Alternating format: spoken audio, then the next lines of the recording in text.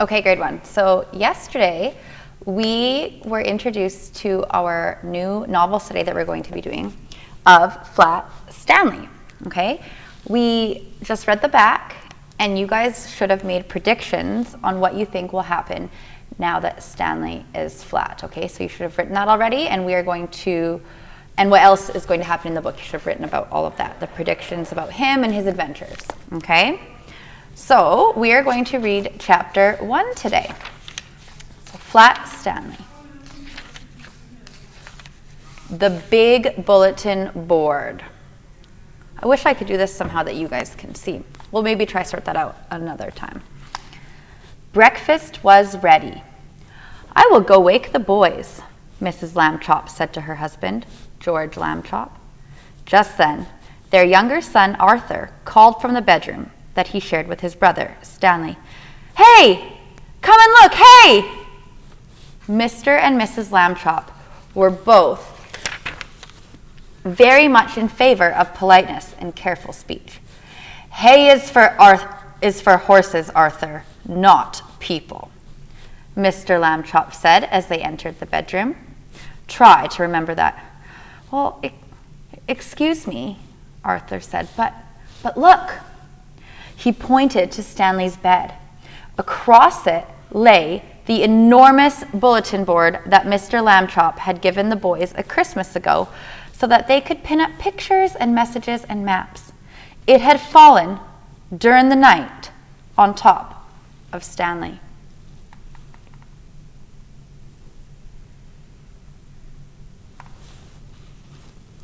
But Stanley wasn't hurt. In fact, he would have still been sleeping if he had not been woken up by his brother's shout. Well, what's going on here? He called out cheerfully from beneath the enormous board. Mr. and Mrs. Lambchop hurried to lift it from the bed.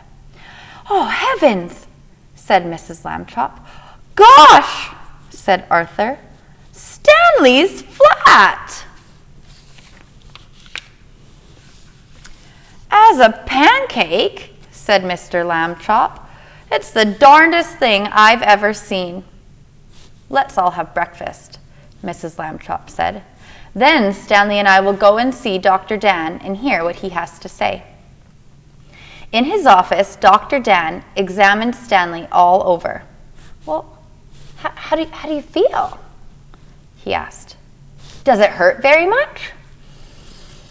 Well, I felt sort of tickly for a while after I got up, Stanley Lambchop said. But I feel fine now. Well, that's mostly how it is with these cases, said Dr. Dan. We'll just have to keep an eye on this young fellow. There's him at the doctor.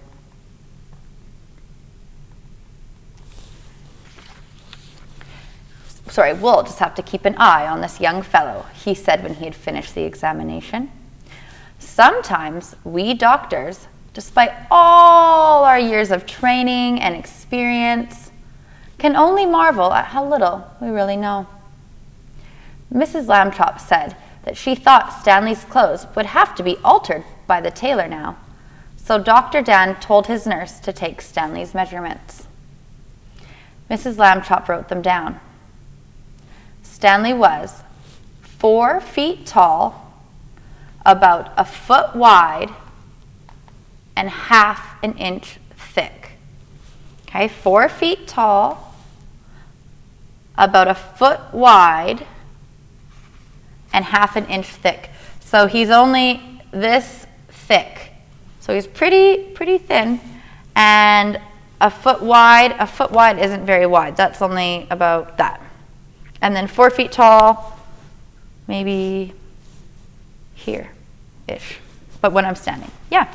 Anyways. Oh, that's the end of chapter 1. So he's just leaving the doctor's. He just got measured, and I wonder what will happen in chapter 2, okay? So, see ya.